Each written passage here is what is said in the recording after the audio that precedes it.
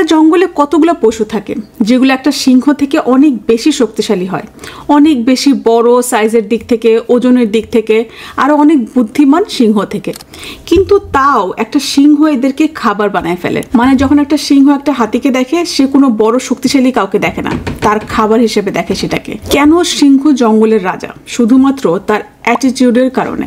লিখেন এই শব্দটা, অ্যাটিটিউড। অ্যাটিটিউড আসে আপনার বিশ্বাস থেকে, যা কনফিডেন্স অর্থাৎ আত্মবিশ্বাস তৈরি করে। একটা সিংহ বিশ্বাস করে যে সে একটা হাতি খেয়ে ফেলতে পারবে, আর সেই বিশ্বাসই তার ভিতরে সেই কনফিডেন্সটা এনে দেয়।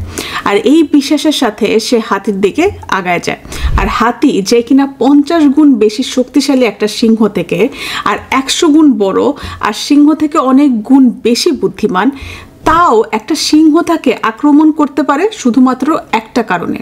সে সিংহর বিশ্বাস, অ্যাটিটিউড এত শক্তিশালী যে সে নির্ভয়ে যখন হাতির দিকে যায়, হাতির শক্তি বুদ্ধি সব থাকা সত্ত্বেও সে সিংহর কাছে শিকার হয়। এই জন্যই সিংহ জঙ্গলের রাজা, শুধু তার অ্যাটিটিউড, বিশ্বাস আর কনফিডেন্সের কারণে। সে একজন লিডার।